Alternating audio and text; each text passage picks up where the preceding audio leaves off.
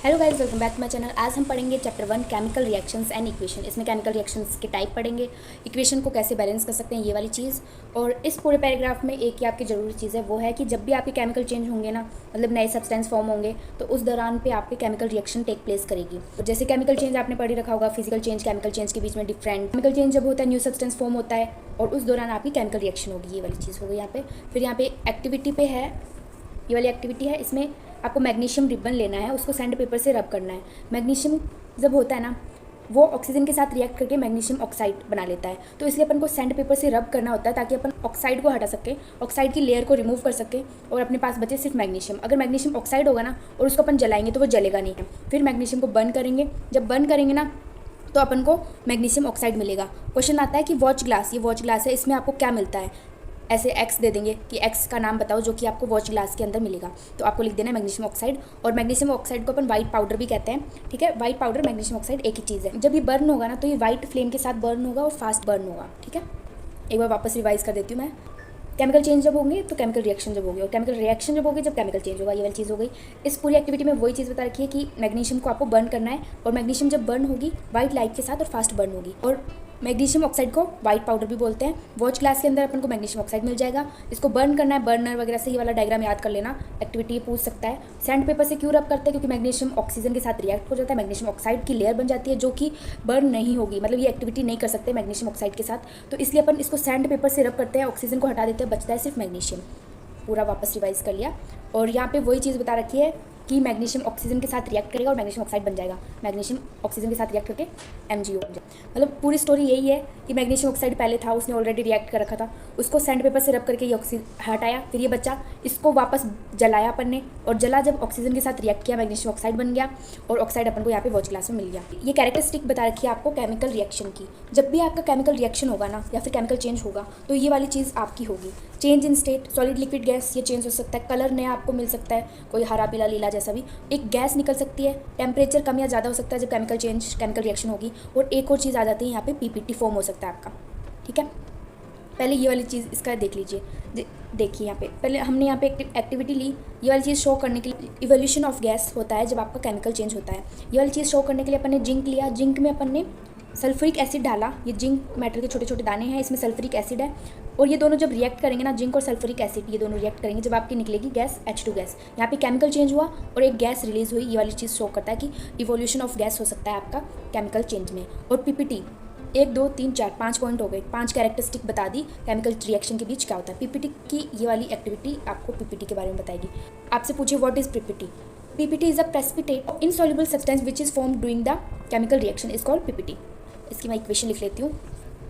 इस वाली एक्टिविटी में क्या करना है, आपको लीड नाइट्रेट लेना है, ठीक है, ये ले लिया अपन ने। और उसके बाद पोटेशियम आयोडीन लेना है, ये रहा, ठीक है। इन दोनों को टेस्ट ट्यूब में मिक्स करना है, इन दोनों को, तो फिर अपन को ये वाली चीज़ मिलेगी कि जो कि है लीड आयोडीन। PPT होगा प्रेसिपिटेट, येलो कलर का insoluble substance is called precipitate, जो कि केमिकल रिएक्शन के दौरान फॉर्म होता है, और उसके साथ मिलेगा अपन को पोटेशियम नाइट्रेट, ठीक है। ये पूरी इक्वेशन, ये वाली एक्टिविटी वही है मैंने जो पहले बताई थी कि आपकी H2 गैस इस वाली चीज़ को शो करने के लिए वाली एक्टिविटी बताई है, और PPT को शो करने के लिए जो कि ये वाली एक्टिविटी, ठीक है। इसमें यही चीज़ दे रखी है कि आप एसिड जो है ना, सल्फ्यूरिक एसिड लीजिए या फिर HCl लीजिए, और इसकी इक्वेशन बनेगी Zn, मतलब जिंक लिया था, HCl को मिक्स किया, और यहाँ पे आ जाएगा ZnCl और प्लस H2, मतलब हाइड्रोजन गैस रिलीज होगी। जिंक, हाइड्रोक्लोरिक एसिड या फिर सल्फ्यूरिक एसिड भी ले सकते हैं आप, या फिर हाइड्रोक्लोरिक एसिड। यहाँ पे एक्टिविटी में सल्फ्यूरिक एसिड दिखा रखा है, और हाइड्रोक्लोरिक एसिड भी आप ले सकते हैं। जैसे कि हमने जिंक को HCl मतलब हाइड्रोक्लोरिक एसिड के साथ मिक्स किया, तो अपन को मिलेगा जिंक क्लोराइड और H2 gas, hydrogen gas release होगी इस केमिकल रिएक्शन में। मतलब वही चीज़ थी, दोनों एक ही चीज़ है जो मैंने पहले बता दी थी, यही। बस इसकी इक्वेशन थोड़ा ध्यान में रख लेना। केमिकल इक्वेशन पढ़ते हैं। यहाँ पे 2 टर्म्स आ जाती है, एक तो रिएक्टेंट और एक प्रोडक्ट। कि रिएक्टेंट क्या होता है, रिएक्टेंट्स क्या होता है, प्रोडक्ट क्या होता है। जो आपका लेफ्ट हैंड साइड होगा ना, वो आपका होगा रिएक्टेंट्स, और प्रोडक्ट जो होगा जो राइट हैंड साइड होगा, एक ये वाली चीज़ हो गई। मतलब वही चीज़ है, 2 चीज़ आपने कोई भी मिक्स करी, रिएक्ट किया, तो आपको क्या मिलेगा, एक प्रोडक्ट मिलेगा। जैसे कि मैग्नीशियम और ऑक्सीजन के साथ अपन ने रिएक्शन किया था, अपन को प्रोडक्ट मिला मैग्नीशियम ऑक्साइड। अब अपन सीखेंगे केमिकल इक्वेशन को बैलेंस कैसे करते हैं। मतलब आपको बस देखना है, ये केमिकल इक्वेशन अपन ने रफली वे में लिख ली कि मैग्नीशियम का फॉर्मूला होता है MgO2। जैसे अपन, ये तो कॉमन सी चीज़ पता ही होगी, O2 को ऐसे लिखते हैं, H2O को ऐसे लिखते हैं, H2 गैस हाइड्रोजन को H2 इस प्रकार से लिखते हैं, CO2 को अपन ऐसे लिखते हैं, है ना। वैसे ही O2 को अपन इस प्रकार लिखते हैं, ठीक है। यहाँ पे Mg लिया, मैग्नीशियम लिया, ऑक्सीजन के साथ रिएक्ट किया, मैग्नीशियम ऑक्साइड बन गया, ठीक है। इस साइड अपन देख सकते हैं कि ऑक्सीजन सिर्फ एक ही है और इधर 2 है, तो इसलिए बैलेंस करने के लिए यहाँ पे आगे अपन 2 लगा देंगे। O कितना हो गया 2, इस साइड 2 था, इस साइड भी 2 हो गया, और यहाँ पे अपन देख रहे हैं कि Mg भी 2 हो गया, इसलिए अपन इधर भी 2 लगा लेंगे। ऐसे आप 3-4 एग्जाम्पल के साथ देखेंगे ना, जब आपको पूरा समझ आएगा। ऑक्सीजन यहाँ पे 2 था, ठीक है, इधर भी 2 करने के लिए मतलब इस साइड और इस साइड इक्वल नंबर होने चाहिए एटम्स के, ठीक है। इस साइड जितने एटम के नंबर होंगे उतने ही इस साइड होंगे, और इस साइड जितने होंगे उतने इस साइड होंगे। जैसे कि यहाँ पे ऑक्सीजन का 2 था और यहाँ पे 1 ही था, तो इसलिए अपन ने यहाँ पे आगे 2 लगा दिया, और ऑक्सीजन तो 2 हो गया, उसके साथ Mg भी 2 हो गया।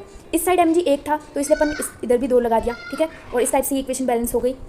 थोड़ा हार्ड लग रहा होगा, पर अगर 1-2 एग्जाम्पल देखेंगे ना तो आ जाएगा। हिट और ट्राई मेथड से, मतलब आपको बार बार ट्राई कर करके देखना है कि इधर 2 लगाएंगे, इधर बात बन रही है कि नहीं बन रही। इस टाइप से 3 लगा के देखें तो और भी बिगड़ रहा है, 2 से ही काम बन रहा है अपना। इस टाइप से मतलब बार बार ट्राई करके इरेजर पेंसिल से कर लीजिएगा, कैसे भी मतलब दिमाग लगाना है, अलग अलग चीज़ें रख के देखनी है, अलग अलग नंबर आपको रख के देखना है। अब हम पढ़ेंगे केमिकल इक्वेशन को बैलेंस करना।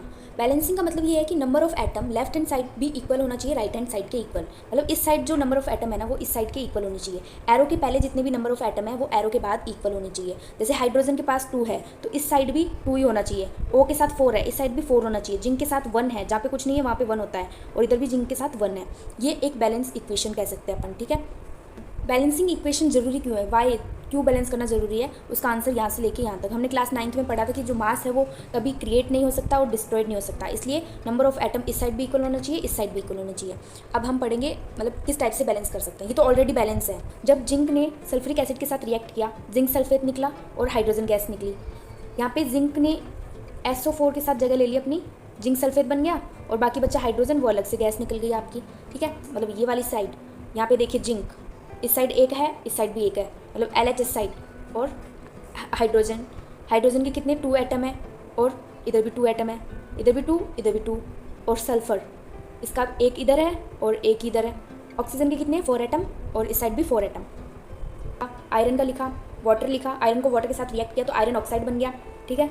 Fe और O आयरन ऑक्साइड बन गया, और बाकी बचा हाइड्रोजन जो कि गैस निकली है यहाँ पे। तो फिर अपन यहाँ पे देख सकते हैं कि ऑक्सीजन इधर तो 1 ही है, 1 ही है, मतलब लेफ्ट हैंड साइड 1 ही ऑक्सीजन का एटम है, और राइट हैंड साइड 4 है।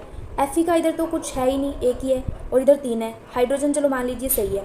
अब इसको बैलेंस कैसे कर सकते हैं, ये अपन देख सकते हैं कि बैलेंस नहीं है, हमें सबसे बड़ा कंपाउंड लेना पड़ता है। देखिए यहाँ पे सबसे बड़ा यही दिख रहा है, Fe के पास 3 एटम है और 4 है, 3 और 4 कितने हो गए 7। सबसे बड़ा मतलब सबसे बड़ा यही दिख रहा है, बाकी तो छोटे छोटे हैं। तो इसको अपन सेलेक्ट करेंगे, और यहाँ पे इसमें भी बड़ा ये ऑक्सीजन है, ऑक्सीजन के पास 4 है और इस साइड 1 ही है, तो इसको बैलेंस करने के लिए हम यहाँ पे 4 लगा देंगे। हाइड्रोजन के आगे 4 लगेगा, और ऑक्सीजन कितना हो गया 4 हो गया, हाइड्रोजन कितना हो गया 4 2 जा 8 हो गया, और यहाँ पे 2 है, इसको भी 8 करना पड़ेगा, ये 8 हो गया, इसको भी 8 करना पड़ेगा। देखिए यहाँ पे ऑक्सीजन 4 था, ठीक है, हमने हाइड्रोजन के आगे 4 लगाया, ऑक्सीजन बैलेंस हो गया, ठीक है, पर हाइड्रोजन 8 हो गया, 4 2 जा 8 होता है, ठीक है, 4 2 जा 8 हो गया। ऑक्सीजन तो बैलेंस हो गया 4 से, पर हाइड्रोजन 8 हो गया, इधर हाइड्रोजन 2 है, आगे हम 4 लगा देंगे, इधर हो गया 4 2 जा 8, हाइड्रोजन बैलेंस ऑक्सीजन बैलेंस, बचा है आयरन Fe3, 3 इधर आगे लगा देंगे, ठीक है। एक बार वापस देख लीजिए, सबसे बड़ा हम लेंगे, ये ले लिया, यहाँ पे इसमें क्या बड़ा है, ऑक्सीजन बड़ा है, ऑक्सीजन को सिलेक्ट कर लिया। फिर ऑक्सीजन के पास कितने हैं 4 एटम है, इधर 1 है, हाइड्रोजन के आगे हम 4 लगाएंगे, ये ऑक्सीजन के लिए भी हो जाएगा और हाइड्रोजन के लिए भी हो जाएगा। ऑक्सीजन तो 4 हो गया, इधर सिर्फ 1 था, 4 1 जा 4, मतलब ऑक्सीजन 4 हो गया बैलेंस, और इधर भी 4 है, ठीक है, पर हाइड्रोजन 4 2 जा 8 एटम हो गया हाइड्रोजन का, और इधर तो 2 ही है, 4 2 जा क्या होता है 8।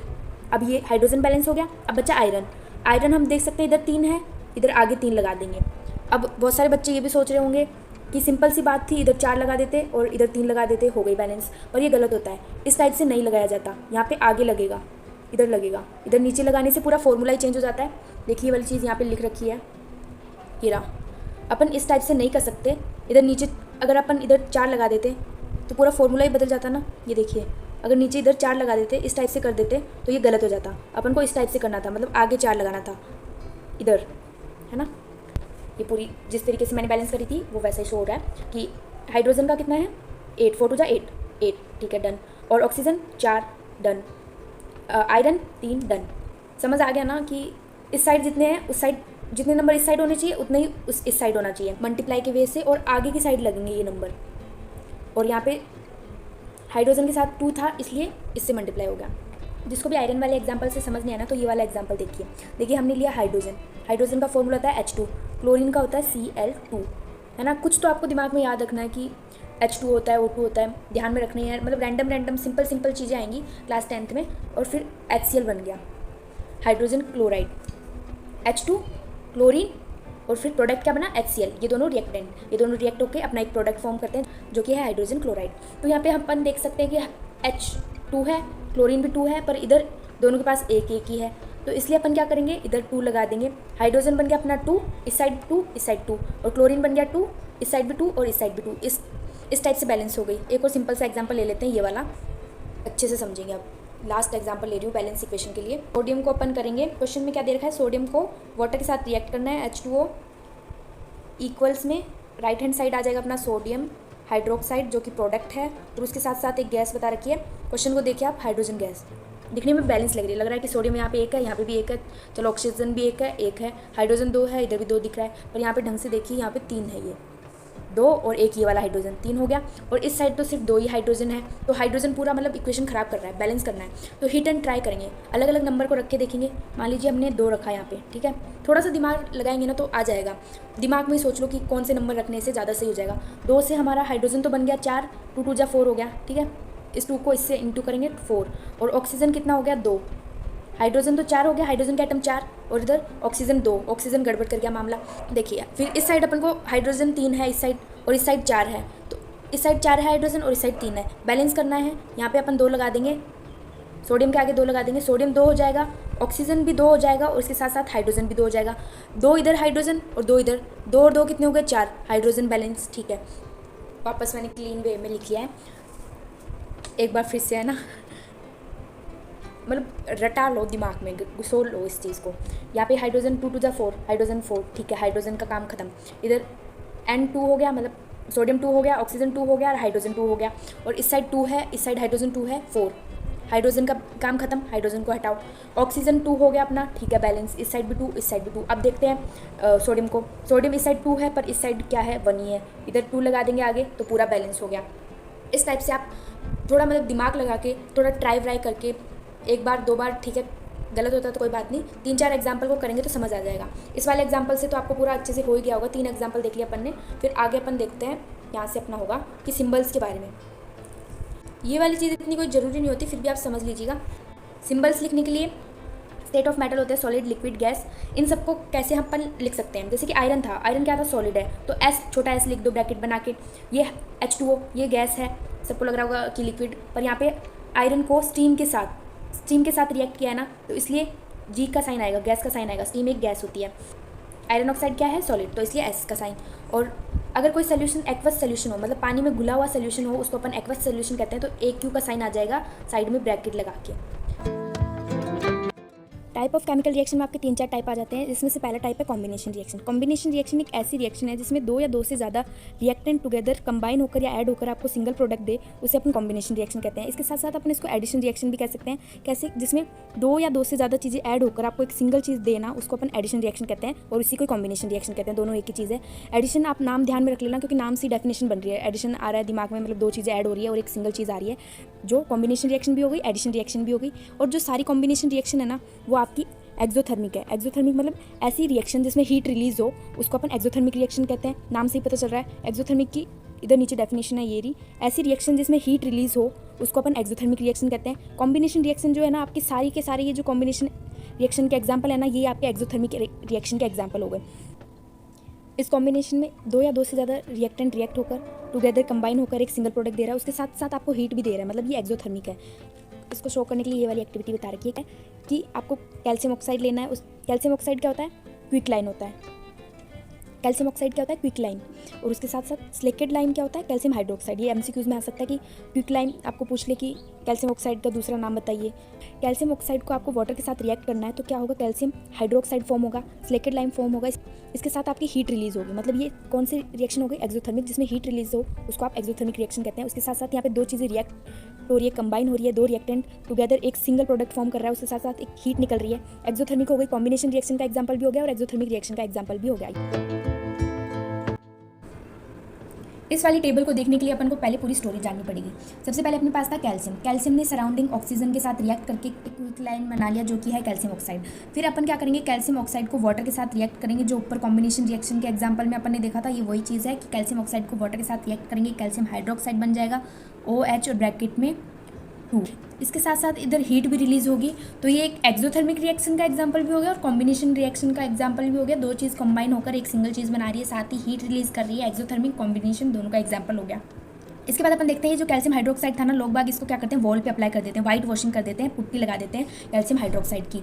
फिर जो सराउंडिंग में CO2 है वो इस वॉल पे रिएक्ट करेगा और कैल्शियम कार्बोनेट बना लेगा। मतलब ये कैल्शियम हाइड्रोक्साइड वॉल पे था अपना, और वॉल पे कैसे न कैसे CO2 रिएक्ट करेगा इसके साथ, कैल्शियम हाइड्रोक्साइड के साथ कैल्शियम कार्बोनेट बन जाएगा जो कि है वाइट PPT। कैल्शियम कार्बोनेट एक वाइट PPT है। इस वजह से अपनी जो वॉल होती है वो शाइनी बन जाती है और वाइट कलर आपका निखर के आ जाता है। सिंपल सी यही स्टोरी थी। ये वापस वही एग्जाम्पल आ गए कॉम्बिनेशन रिएक्शन के एग्जाम्पल की, दो चीज़ें कंबाइन होकर एक सिंगल चीज़ निकालेगी, दो चीज़ जुड़ के एक सिंगल चीज़ निकालेगी। यहाँ पे वो एक्सोथर्मिक रिएक्शन के बारे में आ गया। फर्स्ट एग्जाम्पल है बर्निंग ऑफ नेचुरल गैस। जब भी कोई चीज़ बर्न होती है तो उसमें हीट तो रिलीज़ होगी। हीट जहाँ पे रिलीज़ हो वो एक्सोथर्मिक रिएक्शन हो गई। बर्निंग ऑफ नेचुरल गैस मतलब मिथाइन का बर्न कर रहे हैं। जब भी कोई चीज़ बर्न करनी होती है तो O2 के साथ रिएक्ट होती है और यहाँ पे हीट रिलीज़ हो गई, तो मतलब ये एक्सोथर्मिक रिएक्शन हो गई। एक्सोथर्मिक का सेकंड एग्जाम्पल रेस्पिरेशन है आपका। ब्लड वेसल में क्या होता है, कार्बोहाइड्रेट्स ऑक्सीजन के साथ रिएक्ट करेगा और आपको एनर्जी देगा। एनर्जी मतलब हीट ही, और हीट जहाँ पे रिलीज़ हो गई वो हो गई एक्सोथर्मिक। थर्ड एग्जांपल ये सिंपल सा लर्न करने का ही है कि डिकम्पोजिशन ऑफ वेजिटेबल मैटर जो होता है वो आपका एक्सोथर्मिक रिएक्शन का एग्जांपल है। तीनों एग्जांपल मतलब दिमाग में याद रखना अच्छे से, तीनों के तीनों ज़रूरी है। MCQs में ये वाला MCQs में आ सकता है और ये वाला फिर आ जाता है डिकम्पोजिशन। 2 से 1 बनना हो गई कॉम्बिनेशन, 1 से 2 बनना डिकम्पोजिशन। 1 से 2 या 2 से ज़्यादा चीज़ निकलना ये हो गई डिकम्पोजिशन। ब्रेक डाउन होना एक चीज़ का, ब्रेक डाउन कर सकते हैं अपन हीट से, इलेक्ट्रिसिटी से और सनलाइट से, है ना। सनलाइट से 3 चीज़ों से अपन ब्रेक डाउन कर सकते हैं, डिकम्पोजिशन कर सकते हैं। तीनों के अलग अलग एग्जाम्पल है, देखते हैं। सबसे पहले हीट का आ जाता है। अभी अपन ने देखा कि सारी कॉम्बिनेशन रिएक्शन क्या है, एक्सोथर्मिक। उसी प्रकार से डिकम्पोजिशन रिएक्शन है अपनी इंडोथर्मिक। सारी डिकम्पोजिशन रिएक्शन अपनी इंडोथर्मिक है। जहाँ पे हीट एनर्जी ऑब्जर्व हो उसको अपन कहते हैं इंडोथर्मिक, और जहाँ पे रिलीज हो वो होगी एक्सोथर्मिक। कॉम्बिनेशन सारी एक्सोथर्मिक हो गई, डिकम्पोजिशन सारी इंडोथर्मिक हो गई। मतलब डिकम्पोजिशन रिएक्शन में हीट एनर्जी ऑब्जर्व होती है और कॉम्बिनेशन रिएक्शन में हीट एनर्जी रिलीज होती है, एक्सोथर्मिक में हीट एनर्जी रिलीज होती है, ये वाली चीज़। एग्जाम्पल एक्टिविटी की वजह से अपन देखेंगे कि break down by heat. Decomposition में 3 तरीके से ब्रेक डाउन मैंने बता दिया, हीट, इलेक्ट्रिसिटी, सनलाइट। सबसे पहले अपन हीट को उठाते हैं। फेरस सल्फेट के अपन को क्रिस्टल लेने हैं, मतलब दाने लेने हैं। इस टेस्ट ट्यूब में दाने लिए, इसको बॉईल किया, हीट किया, और हीट में अपन 2 चेंज देखेंगे। पहला चेंज तो होगा कि इसमें से जो स्मेल आएगी, बदबू आएगी, वो सड़े हुए अंडे जैसे आएगी। पहला चेंज ये हो गया। सेकंड ये है कि ये जो पहले ग्रीन कलर का था ये अब ये जो बन जाएगा ये वाइट कलर का हो जाएगा। फेरस सल्फेट अपना ब्रेक डाउन होगा, हीट करेंगे, जब टूट जाएगा फेरिक ऑक्साइड में सल्फर डाइऑक्साइड और सल्फर ट्राइऑक्साइड। अपन ने लिया फेरस सल्फेट, इसको ब्रेक डाउन किया, डिकम्पोज किया, 3-4 अपन को प्रोडक्ट मिल जाएंगे। एक रिएक्टेंट से, सिंगल रिएक्टेंट से अपन को 3-4 प्रोडक्ट मिल जाएंगे। डेफिनेशन भी ये हो गई अपनी कि सिंगल रिएक्टेंट से 3-4 प्रोडक्ट मिले वो डिकम्पोजिशन रिएक्शन है। यहाँ पे सिंगल रिएक्टेंट क्या था, फेरस सल्फेट, जो कि डिकम्पोज हो गया फेरिक ऑक्साइड, और दिया अपन को सल्फर डाइऑक्साइड और ट्राइऑक्साइड। ये वाला भी आपको हीट के एग्जांपल से डिकम्पोजिशन बताया गया है कि कैल्शियम कार्बोनेट, जिसको लाइम स्टोन भी बोलते हैं, अगर उसको अपन ब्रेक डाउन करेंगे तो एक तो निकलेगा कैल्शियम ऑक्साइड जो कि है क्विक लाइन, सेकंड निकलेगा कार्बन डाइऑक्साइड। ये वाली इक्वेशन तो आपकी सिंपल सी, अगर अपन इसको समझ के चले ना, यहाँ पे देख सकते हैं अपन कैल्शियम ऑक्साइड तो निकलेगा अपना, क्विक लाइन निकल गया, बाकी बचा CO2 कार्बन डाइऑक्साइड गैस। जब भी कार्बोनेट का ब्रेक डाउन होगा कार्बन डाइऑक्साइड गैस निकलेगी 100%। और यहाँ पे बता रखा है thermal decomposition. Decomposition by heat उसको कहते हैं अपन थर्मल डिकम्पोजिशन। यहाँ पे हीट से डिकम्पोजिशन किया गया तो ये हो गया थर्मल डिकम्पोजिशन, सिंपल सी बात थी। एक और एग्जाम्पल है हीट का जो कि है लीड नाइट्रेट। ऊपर इस एक्टिविटी में अगर लीड नाइट्रेट को अपन हीट करेंगे तो अपने पास आएगा एक तो लीड ऑक्साइड आ गया, और बाकी बचा नाइट्रोजन डाइऑक्साइड और ऑक्सीजन। CO3 से अपना निकला था कार्बन डाइऑक्साइड, और NO3 से निकला नाइट्रोजन डाइऑक्साइड, NO2 निकल गया। इस वाली वेज से अपन ये वाली चीज़ याद कर सकते हैं। ये वाला क्वेश्चन आ सकता है कि हीट की वेज से आप डिकम्पोजिशन रिएक्शन को एक्सप्लेन करिए। तो पहला एग्जांपल ये वाला लिख सकते हैं। इजी में देखें तो ये वाला इजी था कि कार्बोनेट को हीट करेंगे CO2 तो निकलेगा ही, और बाकी बच्चा कैल्शियम ऑक्साइड ये निकल गया। और थर्ड एग्जांपल ये था, ये वाली एक्टिविटी शो करके ये वाला शो कर सकते हैं कि लीड नाइट्रेट जिसको हीट किया, लीड ऑक्साइड निकल गया और एक नाइट्रोजन डाइऑक्साइड निकल गया। NO3 को हीट करेंगे तो नाइट्रोजन डाइऑक्साइड निकलना ही निकलना है। CO3 को हीट करेंगे, कार्बोनेट को हीट करेंगे तो CO2 निकलना ही निकलना है। ये वाली चीज़ तो दिमाग में घुसेड़ लो, मतलब कॉमन सी लॉजिक वाली चीज़ है, ऐसा होता ही होता है। सेकंड जरूरी चीज़ यहाँ पे ये आ जाती है कि ये जो नाइट्रोजन डाइऑक्साइड निकलेगा ना, ये ब्राउन कलर का निकलेगा। तो इलेक्ट्रिसिटी का, इलेक्ट्रिसिटी में सिंपल सा एग्जांपल वाटर का दे रखा है। क्वेश्चन में आ जाए करंट की वेव से डीकम्पोजिशन को एक्सप्लेन करिए। सबसे पहले तो अपन ये इक्वेशन लिख लेंगे। इसमें वाटर का एग्जांपल दे रखा है कि H2 जो वाटर है उसमें इलेक्ट्रिसिटी पास करेंगे, करंट पास करेंगे तो ब्रेक डाउन हो जाएगा। एक तो H2 गैस निकलेगी और एक निकलेगा O2। एक निकल गया H2 गैस, हाइड्रोजन और एक ऑक्सीजन, एक हाइड्रोजन एक ऑक्सीजन। ये वाली इक्वेशन साथ में अपन को डेफिनेशन के साथ में लिख देनी है। कंपोजिशन रिएक्शन बाय इलेक्ट्रिसिटी, इसको शो करने के लिए ये वाली एक्टिविटी है कि आपको ये ऐसा पूरा सेटअप तैयार कर लेना है। एक 2 रोड लगा देनी है, graphite rod, rubber stopper, 2 hole करके इस टाइप से इसमें पूरा सेटअप बता रखा है कि आपको 2 गैस मिलेगी बाद में, एक तो कैथोड पे एक एनोड पे। एनोड जो कि है अपना नेगेटिव और कैथोड पॉजिटिव। यहाँ पे मिलेगा अपन को H2 और यहाँ पे मिलेगा O2। फिर आइडेंटिफाई करने के लिए कि कौन सी O2 है और कौन सी H2, कौन सी हाइड्रोजन गैस है और कौन सी ऑक्सीजन गैस है। तो अपन बचपन से पढ़ते आ रहे हैं कि हाइड्रोजन गैस के पास में अगर कैंडल लाएंगे, ये हाइड्रोजन थी, ठीक है, अपन को पता तो है नहीं कि हाइड्रोजन गैस कौन सी है, ऑक्सीजन कौन सी है। इसको पता करने के लिए अपन पहले पास में कैंडल लाएंगे और जिसमें पॉप साउंड निकले, पटाखे जैसी आवाज़ निकले, वो हो गई अपनी हाइड्रोजन गैस। इस तरीके से आइडेंटिफाई कर सकते हैं। और ये आ गया क्वेश्चन की डीकम्पोजिशन को एक्सप्लेन करिए इलेक्ट्रिसिटी की वजह से, करंट की वजह से। तो अपन वो इक्वेशन लिख देंगे जो मैंने लिखी थी वाटर वाली, कि हाइड्रोजन गैस और ऑक्सीजन, और उसके साथ साथ ये वाला सेटअप कि ग्राफाइट रोड वगैरह, रबर स्टॉपर, ऐसा कुछ लगा के बैटरी तैयार करके 6 वोल्ट की, ये वाला डायग्राम याद कर लीजिएगा। ये वाली चीज़ हो गई। फिर आता है सिंपल सी, हीट की वजह से देख लिया, इलेक्ट्रिसिटी की वजह से देख लिया, अब देखेंगे सनलाइट की वजह से। सिल्वर क्लोराइड को अगर अपन धूप में रख देंगे ना तो अपन को 2 चीज़ मिलेगी, एक तो सिल्वर और एक क्लोराइड। एक सिल्वर मिल जाएगा और एक क्लोराइड मिल जाएगा, मतलब ये ब्रेक डाउन हो जाएगा सनलाइट की मदद से। और यहाँ पे जो सिल्वर आएगा वो ग्रे कलर का हो जाएगा, व्हाइट कलर से ग्रे कलर में चेंज हो जाएगा। ये वाली चीज़ याद रखनी है। और यहाँ पे C क्लोरीन, देखिए N2 nitrogen, oxygen O2, H2 Cl2, ये हमेशा है ना मॉलिक्यूल फॉर्म में मिलता है। ये इक्वेशन थोड़ी हार्ड दिख रही है क्योंकि ये बैलेंस की वजह से हो रहा है। AgCl लिया अपन ने, सनलाइट में रखा, उसको ब्रेक कर दिया। Ag सिल्वर जो कि अपन को ग्रे कलर में मिलेगा, इसके साथ Cl2 मिलेगा। क्लोरीन Cl2 यहाँ पे मॉलिक्यूल फॉर्म में है, 2Cl2, क्लोरीन 2 है। इधर भी अपन 2 कर देंगे, Ag के आगे 2 लगा देंगे। अब देख रहे हैं कि सिल्वर 2 हो गया, इधर भी 2 लगा देंगे। इस टाइप से ये बैलेंस हो गया। अपन ने लिया सिल्वर ब्रोमाइड। सिल्वर ब्रोमाइड को अपन ने ब्रेक डाउन किया, सनलाइट की हेल्प से सिल्वर में ब्रेक डाउन हो गया, डिकम्पोज हो गया और ब्रोमाइड हो गया। इसका बैलेंस इस प्रकार से होगा, AgBr सिल्वर ब्रोमाइड सनलाइट की हेल्प से ब्रेक डाउन हो गया, 2 हिस्सों में बट गया। एक तो अपना निकल गया सिल्वर और एक निकल गया ब्रोमाइड। ब्रोमाइड के साथ है 2, यहाँ पे इस साइड 2 है और इस साइड 1 ही है ब्रोमाइड के साथ, तो इसलिए Ag के आगे 2 लग जाएगा। यहाँ पे Ag 2 हो गया, ब्रोमाइड भी 2 हो गया। इस साइड Ag एक ही है, आगे 2 लगा देंगे। इस टाइप से ये बैलेंस हो जाएगी। सेकेंड चीज़ ये आती है कि ये सिल्वर ब्रोमाइड जो है ना, ये वाइट और ब्लैक फोटोग्राफी के लिए यूज़ होता है। उसके बाद ये वाली चीज़ तो मैंने बता दी कि है ना, एंडोथर्मिक रिएक्शन क्या करती है, हीट को ऑब्जर्व करती है। सारी डिकम्पोजिशन रिएक्शन आपकी एंडोथर्मिक है। सेकेंड चीज़ ये आ जाती है कि डिकम्पोजिशन रिएक्शन में ना एनर्जी रिक्वायर होती है आपकी, या तो हीट की फॉर्म में या लाइट की फॉर्म में, या फिर आप इलेक्ट्रिसिटी को यूज़ कर सकते हैं। उस वाटर वाले एग्जाम्पल में अपन ने देखा था इलेक्ट्रिसिटी की वजह से। अब अपन देखते हैं डिस्प्लेसमेंट रिएक्शन। डिस्प्लेसमेंट रिएक्शन में क्या होता है, मोर रिएक्टिव मेटल जो होता है वो डिस्प्लेस कर देता है लेस रिएक्टिव मेटल्स को। एग्जाम्पल की वजह से देखें तो आयरन यहाँ पे ज़्यादा रिएक्टिव है कॉपर से, तो इसलिए आयरन क्या करेगा, कॉपर की जगह ले लेगा और बना लेगा आयरन सल्फेट, बचा कॉपर जो निकल गया। एक और एग्जाम्पल की वजह से देखें तो जिंक ज़्यादा रिएक्टिव होता है कॉपर से। चैप्टर 3 में आप देखेंगे रिएक्टिविटी सीरीज, उसमें आपको पता चलेगा कि कौन सा मेटल किससे ज़्यादा रिएक्टिव है और कौन सा किससे कम है। इसमें अपन को पता चलता है कि जिंक ज़्यादा रिएक्टिव है कॉपर से, तो इसलिए जिंक जो है ना कॉपर की जगह ले लेगा और बना लेगा जिंक सल्फेट, बाकी बचेगा कॉपर, वो अलग से निकल जाएगा। सेम यही सिचुएशन इसके साथ हुई।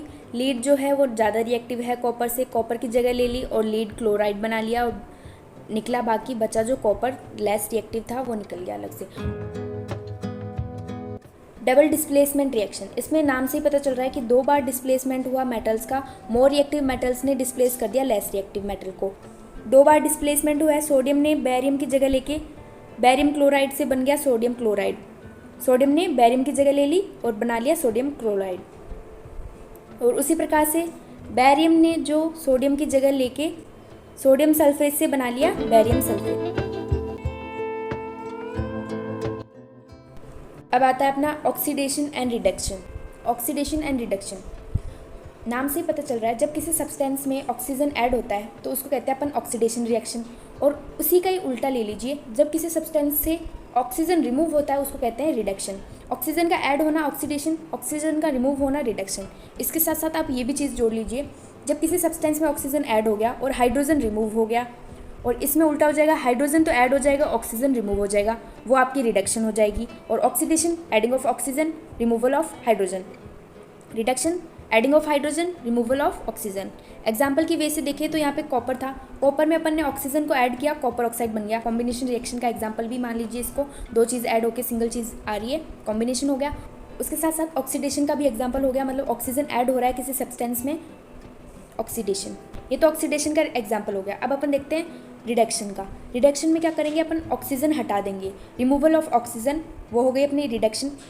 इस वाले एग्जाम्पल की वजह से देखें तो कॉपर ऑक्साइड को लिया अपन ने, कॉपर ऑक्साइड को ले लिया और उसके साथ हाइड्रोजन के साथ रिएक्शन कराया, तो अपन देखते हैं कि कॉपर ऑक्साइड से जो ऑक्सीजन है वो रिमूव हो जाता है, सिर्फ बचता है कॉपर और यहाँ पे फॉर्म कर लेता है वाटर। ये अपनी एग्जाम्पल हो गई रिडक्शन की।